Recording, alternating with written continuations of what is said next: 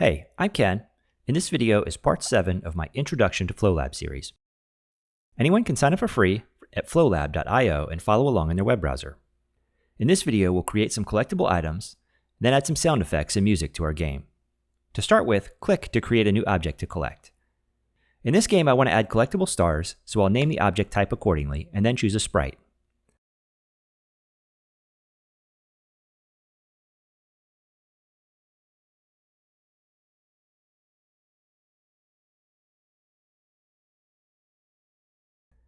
I'll also tweak the physics settings a bit. Unchecking the is solid checkbox means the player won't slow down or bounce off of the stars when she hits them. We will want to check the enable collisions box though, so that we can trigger some logic when the player touches our stars. Now we can clone the star to add some more of them to our level. Collectible items like this can be used to guide the player through the game world and provide small rewards for taking an otherwise tricky or dangerous route. Okay, now to make the objects collectible, we'll break the problem down into two parts. First, we want the stars to disappear when the player object touches them. Secondly, we want to keep track of how many stars the player has collected. To make the stars disappear when touched, we edit a star and open its behaviors window. For a trigger, we'll select collision and choose player as the object type. Now this trigger will activate whenever the player object collides with this one. To make the star disappear, we'll select Destroyer from the components and connect the collision's hit output to the Destroyer's destroy input. Now whenever we touch a star, it should disappear.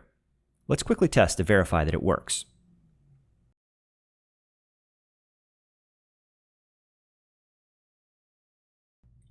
Next, we just need to count them up and display a running total, which will be very similar to the health counter in the previous video.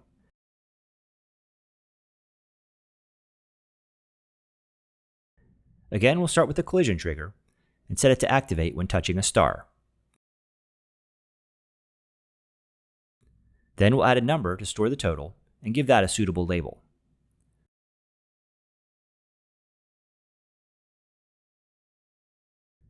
The collision trigger will get connected to the number's increment input.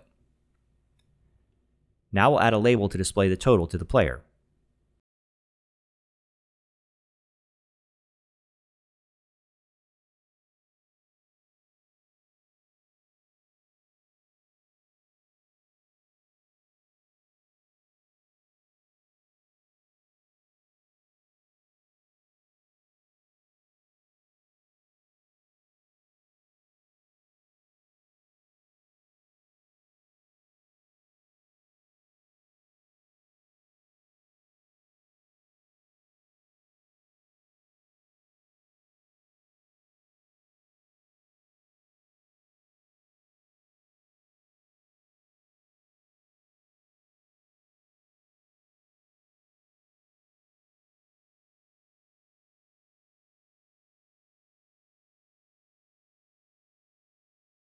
Adding some sound effects and music will make the game a lot more interesting to interact with, so let's do that next.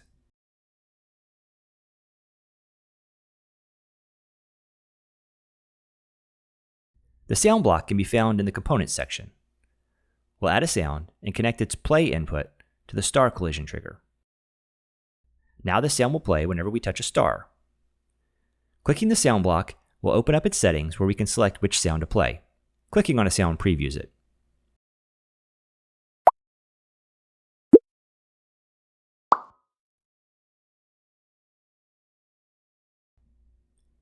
It would also be helpful to play a warning sound when the player object loses health, so let's connect the sound to the spikes collision trigger as well.